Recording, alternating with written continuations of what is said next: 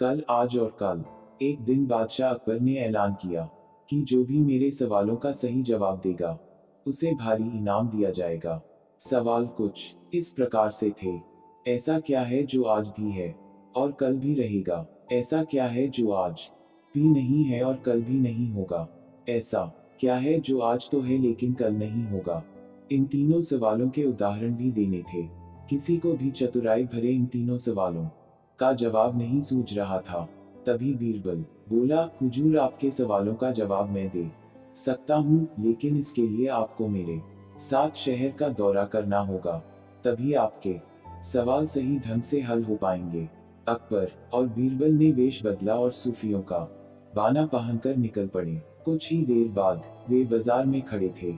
फिर दोनों एक दुकान में घुस गए। बीरबल ने दुकानदार से कहा, हमें बच्चों की पढ़ाई के लिए मदरसा बनाना है, तुम हमें इसके लिए 1000 रुपये दे दो। जब दुकानदार ने अपने मुनीम से कहा कि इन्हें 1000 रुपये दे दो, तो बीरबल बोला, जब मैं तुमसे रुपये ले रहा हूँगा तो तुम्हारे सिर पर जूता मारूंगा। हर एक रुपये के पीछे एक जूता पड़ेगा। बोलो, तैयार हो? यह सुनते ही दुकानदार के नौकर का पारा चढ़ गया और वह बीरबल से दो दो हाथ करने आगे बढ़ आया। लेकिन दुकानदार ने नौकर को शांत करते हुए कहा, मैं तैयार हूँ, लेकिन मेरी एक शर्त है। मुझे विश्वास दिलाना होगा कि मेरा पैसा इसी नेक काम पर खर्च होगा।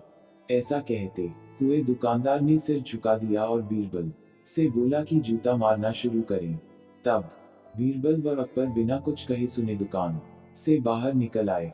दोनों चुपचाप चले जा रहे थे कि तभी बीरबल ने मौन तोड़ा। बंदापुरवर दुकान में जो कुछ हुआ उसका मतलब है कि दुकानदार के पास आज पैसा है और उस पैसे को नेक कामों में लगाने की नीयत भी, जो उसे आने वाले कल भविष्य में नाम देगी। इसका एक मतलब यह भी है कि अपने नेक कामों से वह जन्नत में अपनी जगह पक्की कर लेगा। आप इसे यूं भी कह सकते हैं कि जो कुछ उसके पास आज है कल भी उसके साथ होगा।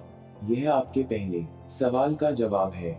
फिर वे चलते हुए एक भिखारी के पास पहुंचे। उन्होंने देखा कि एक आदमी उसे कुछ खाने को दे रहा है और वह खाने का सामान उस भिखारी की जरूरत से कहीं ज्यादा है।